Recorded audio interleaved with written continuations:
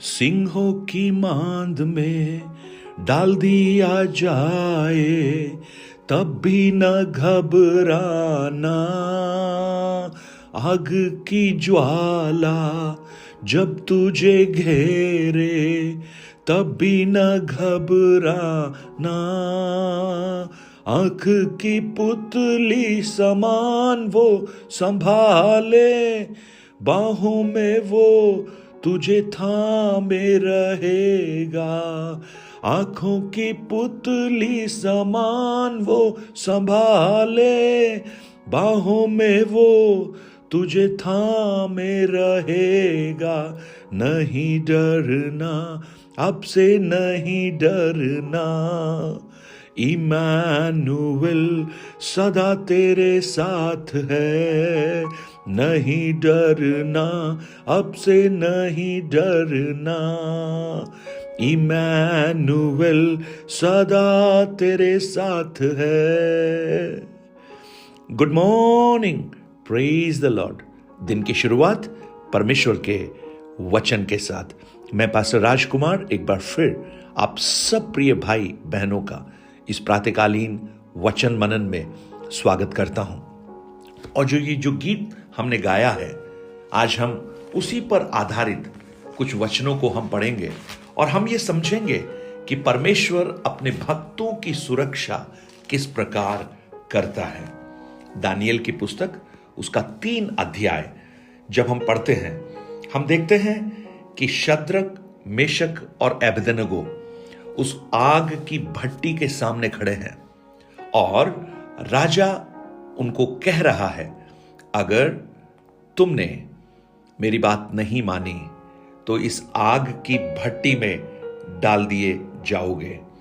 और जब उन्होंने इस बात का जवाब देते हुए कहा, 3 अध्याय उसके 14 वचन से लेकर जब आप पढ़ेंगे या 17 वचन से लेकर जब पढ़ेंगे, वहां लिखा है, हमारा परमेश्वर जिसकी हम उपासना करते हैं वह हमको इस धधकते हुए भट्टे से बचाने की सामर्थ्य रखता है। परंतु हे राजा, वह हमें तेरे हाथों से भी छुड़ा सकता है। परंतु यदि नहीं, तो भी हे राजा, तुझे मालूम हो कि हम तेरी इस खड़ी कराई हुई देवता की उपासना नहीं करेंगे और न तेरी खड़ी कराई हुई सोने की मूरत को दंडवत करेंगे। और इस बात को सुनकर राजा बहुत क्रोधित हो गया। और 23 वचन में लिखा है, और उसी धधकते हुए भट्टे के बीच ये तीनों पुरुष शद्रक, मेशक और अबेदनगो बंधे हुए फेंक दिए गए।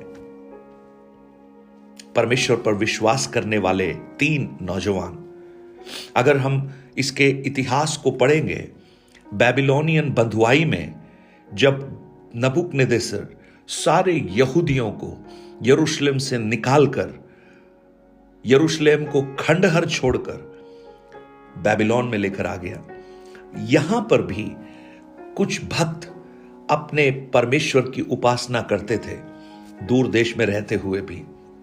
और उन्हीं में से शद्रक, मेशक, अबेदनगो, दानियेल ये लोग थे। और भी लोग थे जिनको परमेश्वर ने यहां पर इस्तेमाल किया।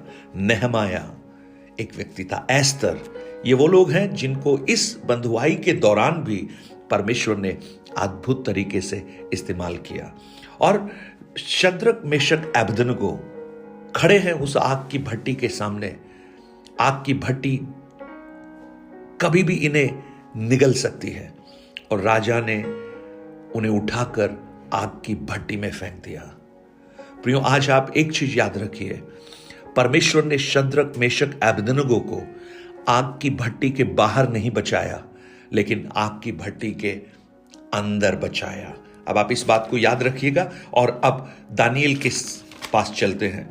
6 अध्याय को जब दानियेल के पुस्तक में हम पढ़ते हैं, वहां पर भी दानियेल के सामने ऐसी ही एक समस्या थी, लेकिन दानियेल भी बिल्कुल इस बात के लिए तैयार नहीं था कि वो परमेश्वर की बात को छोड़कर राजा की बात को माने। और राजा के सामने उसने ये कहा, दानियेल 6 अध्याय उसके 16 वचन में लिखा है, तब राजा ने आज्ञा दी कि दानियेल लाकर सींगों की मांद में डाल दिया गया। उस समय राजा ने दानियेल से कहा, तेरा परमेश्वर जिसकी तू नित्य उपासना करता है वही तुझे बचाए। और दानियेल को भी, जो परमेश्वर का भक्त था, उठाकर शेरों की मांद में डाल दिया गया। परमेश्वर ने दानियेल को शेरों की मांद के बाहर नहीं बचाया, लेकिन शेरों की मांद के अंदर बचाया। संदेश आपको समझ में आ गया होगा, अर्थ आपको समझ में आ गया होगा। शद्रक, मेशक, अबेदनगो शायद ये प्रार्थना कर रहे थे, हे परमेश्वर हमें इस भट्टी से बचाइए। दानियेल ने हो सकता है ये प्रार्थना किया हो, हे परमेश्वर हमें इस शेरों की मांद से मुझे बचाइए। मैं और आप भी प्रार्थनाएं करते हैं, हे परमेश्वर हमें इस बीमारी से छुड़ाइए, हे परमेश्वर हमारी इस निराशा से हमें बाहर कीजिए, हमारे घर के टूटेपन से हमें छुड़ाइए प्रभु, ये जो बांझपन है उससे हमें बचाइए, ये जो पारिवारिक श्राप है उससे हमें बाहर निकालिए, हमारी आर्थिक टूटेपन से प्रभु आप हमें दूर रखिए। हम प्रार्थना करते प्रभु हमें किसी खतरे में नहीं डालिए, हम ये प्रार्थना करते हैं। लेकिन हो सकता है परमेश्वर ये चाहते हो कि आपके द्वारा वो और भी बड़ी महिमा को इस्तेमाल कर सके। शद्रक, मेशक, अबेदनगो जब उस भट्टी के सामने खड़े थे, कुछ लोगों ने शायद सोचा होगा इनका परमेश्वर इनको बचा लेगा, लेकिन जब भट्टी में वो गिर गए तब लोगों को एक बात समझ में आई कि इनका परमेश्वर सामर्थी नहीं है। हाँ, ये इसने बचाया नहीं परमेश्वर ने इनको। शायद उनका विश्वास भी डगमगाने लगा होगा। दानियेल जब मांद के बाहर था, शेल की मांद के बाहर, लोगों ने कुछ ने सोचा होगा, यहां तक कि राजा ने सोचा है कि शायद इनका परमेश्वर बचा लेगा, गिरने नहीं देगा, लेकिन ऐसा नहीं हुआ।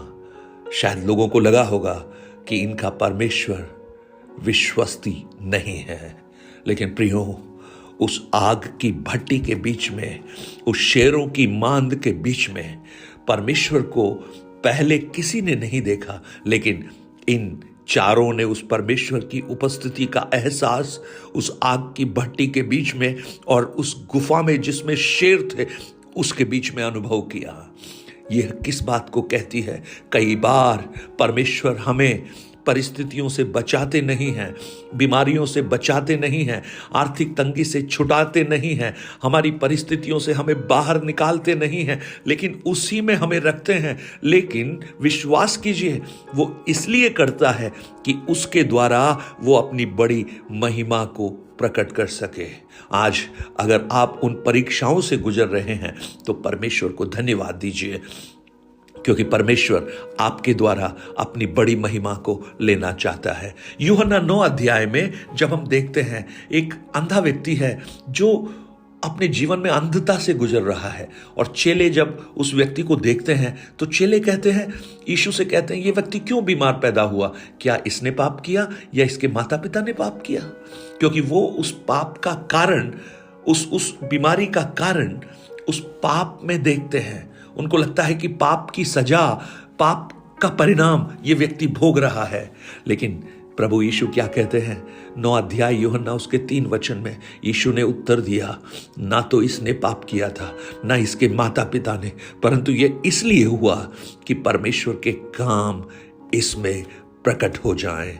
हालेलुया। आज मुझे सुनने वाले मेरे भाई, मेरी बहन, आपके जीवन की ये तकलीफ जिसके मध्य में आप बैठे हैं, आपकी आग की सी जो भट्टी जिसके अंदर आप तप रहे हैं, वो शेरों की मांद जैसी अवस्थाएं जिसमें आपको हर पल मृत्यु का भय सता रहा है। शैतान कहेगा ये कुछ इस कारण से हुआ है, जरूर तूने कुछ गलत किया है। लेकिन आज प्रातःकाल में आपको बताना चाहता हूं, आपकी गलती की वजह से ये नहीं हो रहा, लेकिन परमेश्वर आपसे प्रेम करते हैं और आपके द्वारा और महिमा को प्रकट करना चाहते हैं, इसलिए ये आपके जीवन में घटित हो रहा है। लेकिन उस आग की भट्टी के सामने, उस शेरों की मांद के सामने आप विश्वास का कदम बढ़ाकर आप उस परमेश्वर को कहिए, हमारा परमेश्वर सामर्थी है, नहीं तो भी कोई बात नहीं, वही हमारा परमेश्वर है। आज ये प्रार्थना मत कीजिए कि हमें आग की भट्टी से बाहर हमें बचा कर रखो प्रभु, हमें गिरने ही मत दो। ये प्रार्थना मत कीजिए कि शेरों की मांद में भी जाने मत दो, लेकिन ये प्रार्थना कीजिए आपका अनुग्रह हमारे जीवन की हर परिस्थितियों में बड़ा पाया जाए। स्वर्गीय पिता, आज मैं प्रार्थना करता हूं, आज हमारे भाई बहन जो ये वचन को सुन रहे हैं, वो भी शायद शद्रक मेशक अबेदनगो के समान होंगे, वो भी शायद दानियेल के समान होंगे, वो भी शायद गोलियात के समान होंगे।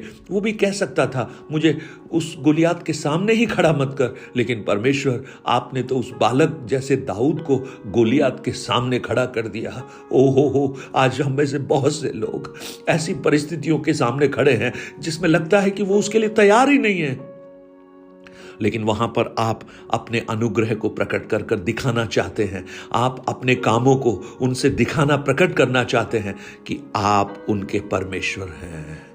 धन्यवाद हो प्रभु जी, आपने हमारी इस प्रार्थना को सुना है और इस संदेश का जो अर्थ है आप अपने लोगों को आप प्रकट कीजिए और पवित्र आत्मा उनके मन में एक प्रोत्साहन और हिम्मत और हियाब दे सके इन वचनों को ग्रहण करते हुए।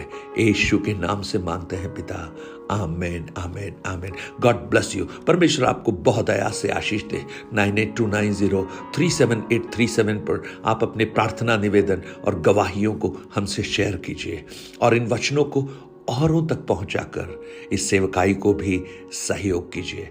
Have a blessed day. God bless you.